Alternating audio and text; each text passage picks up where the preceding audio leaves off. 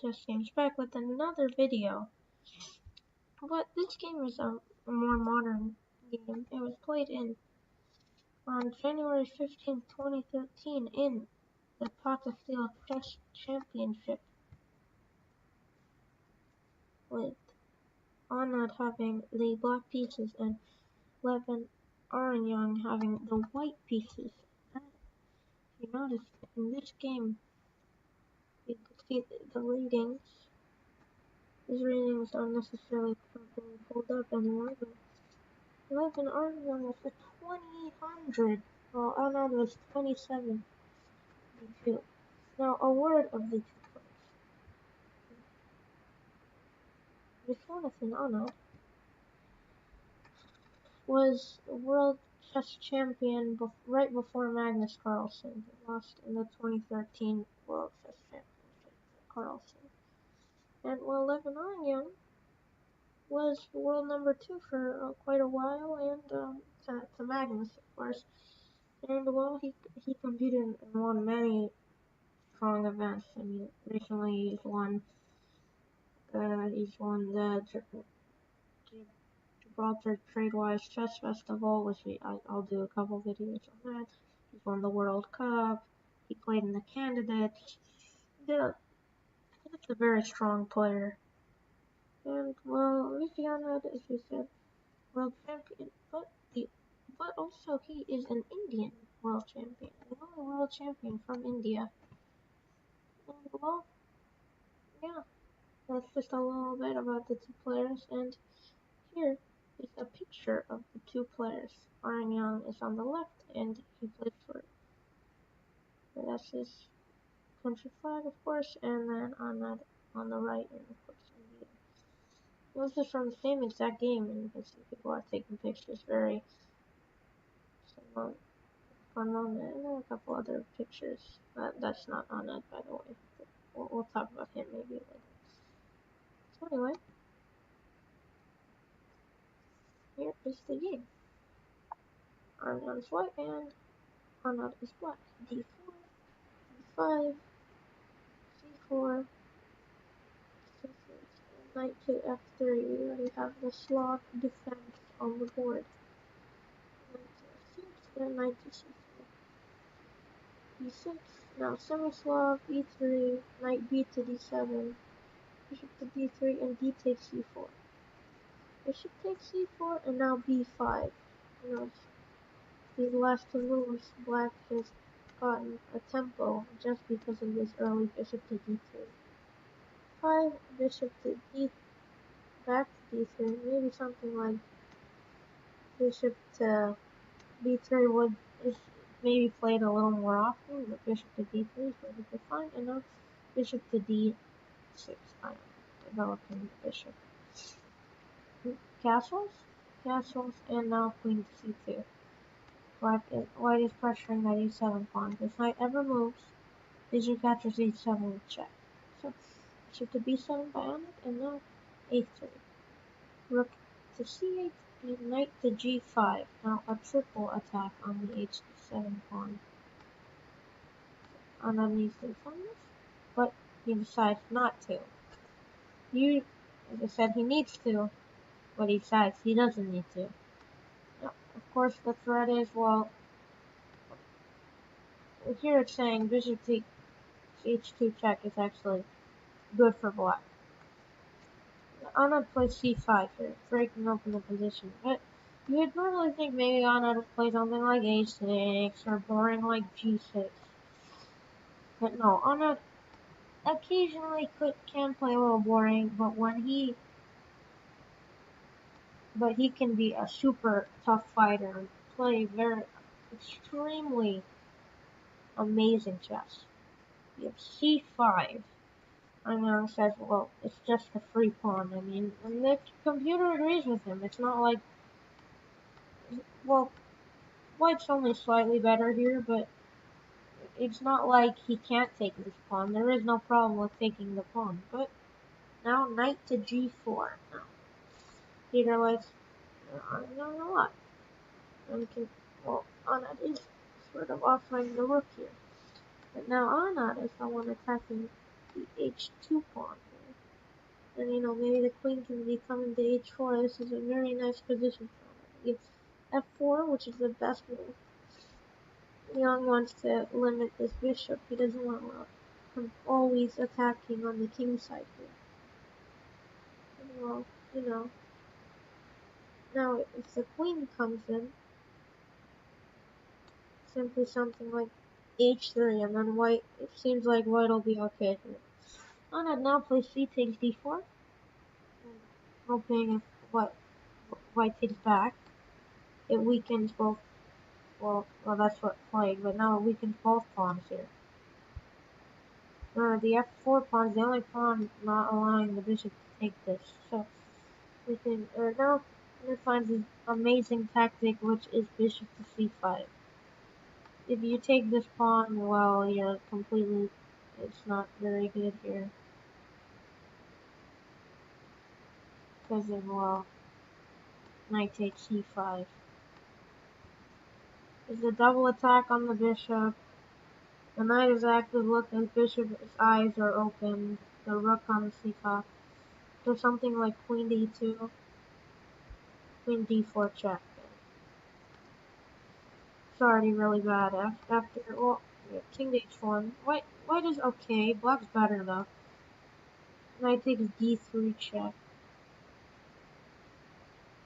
And knight takes d3.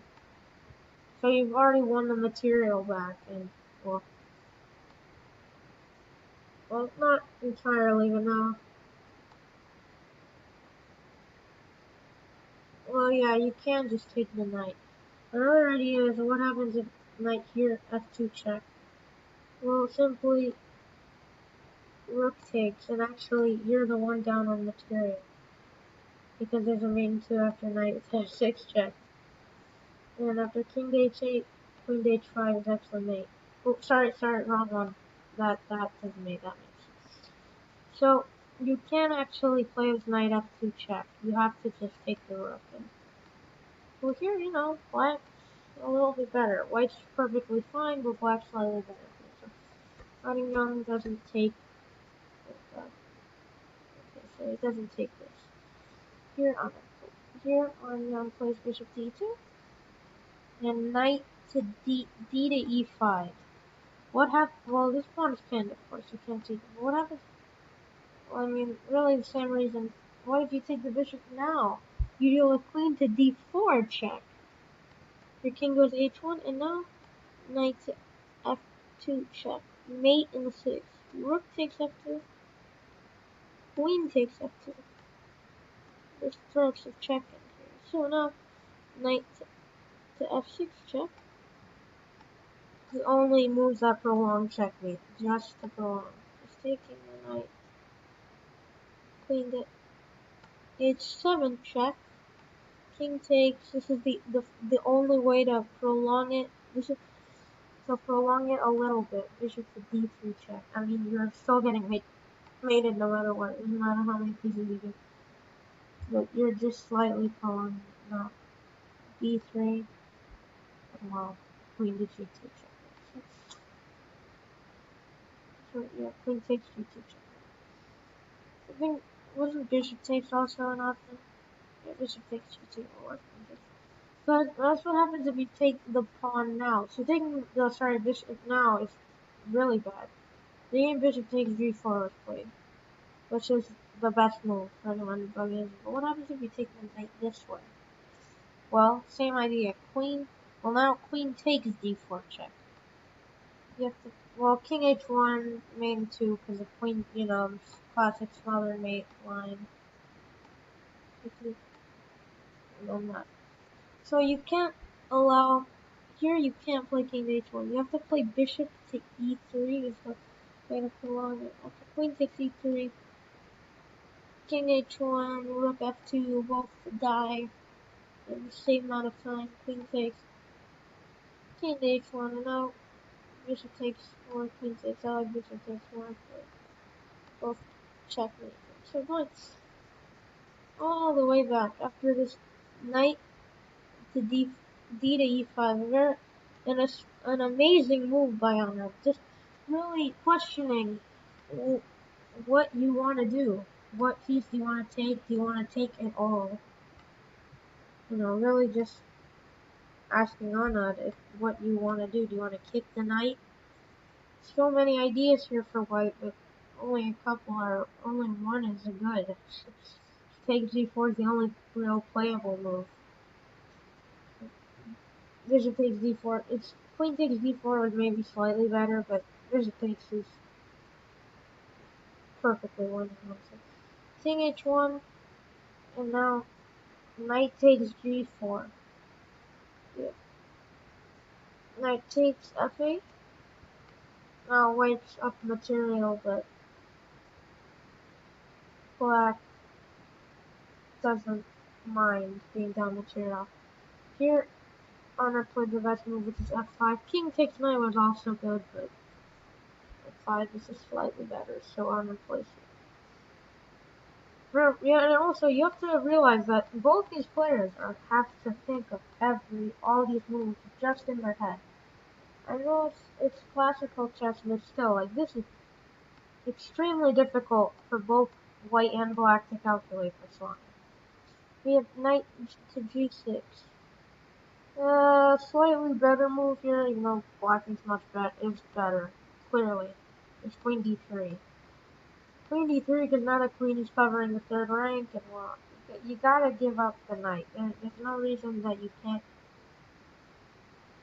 Oh, well, now it's saying, yeah, now it's saying knight g6. Pageless engine can really be in line. Knight g6 is the best move in art. Plays it now. Queen to f6, attacking the knight.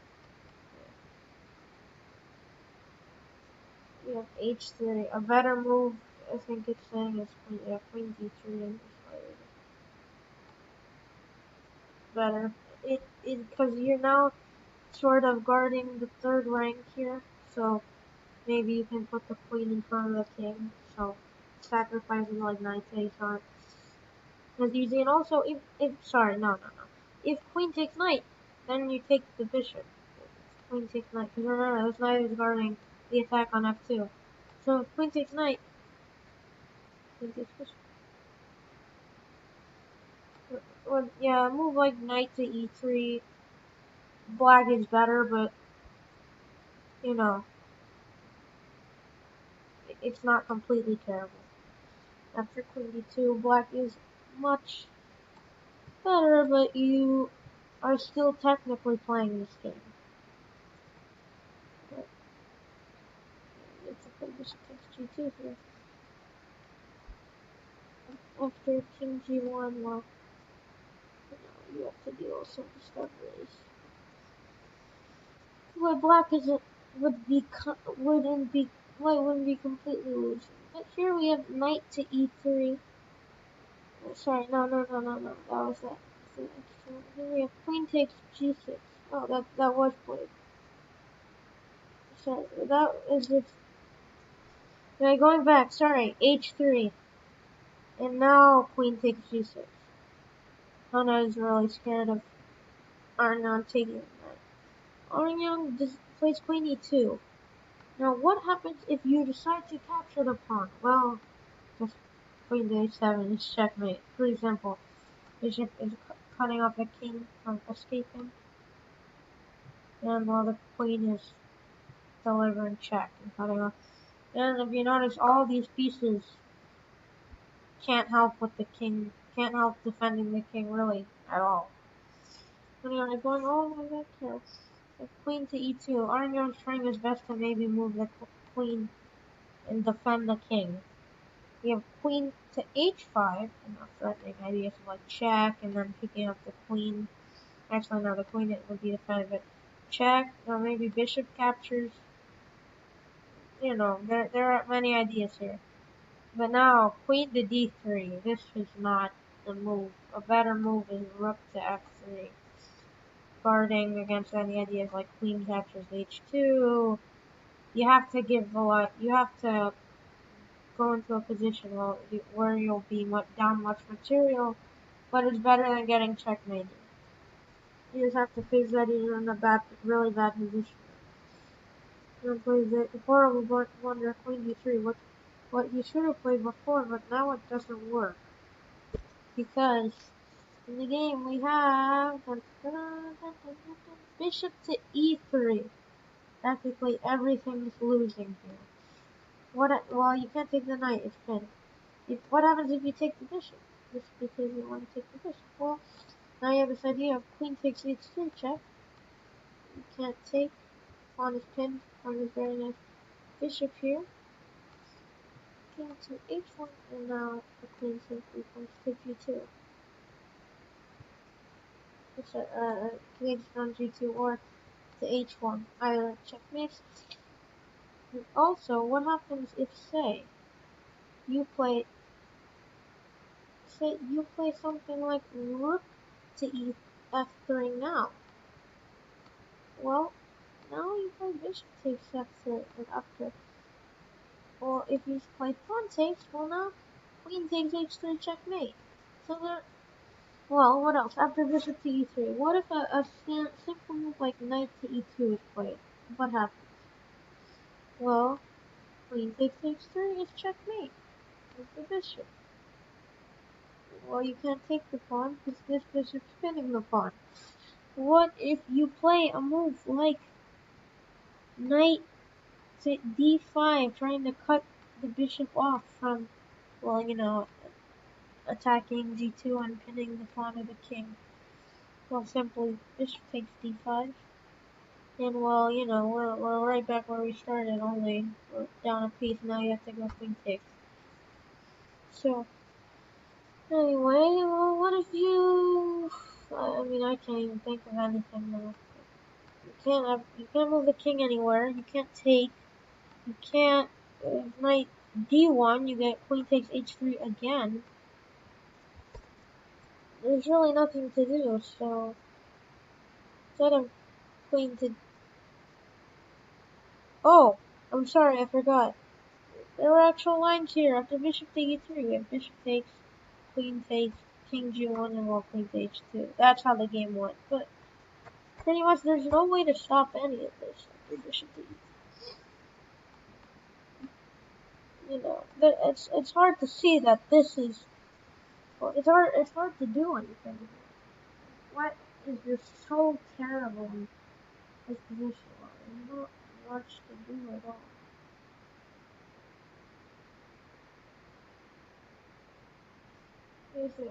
As much as black, what was white's biggest mistake in this game? Well, there wasn't a super crucially huge mistake in this game. Mostly white did an okay job, but this was just such a stellar, romantic, attack by Viswanathan, and you don't get to see an attack like this every day, especially in modern chess. So, props to Viswanathan for a very exciting match. Thanks for watching, guys, and until next time.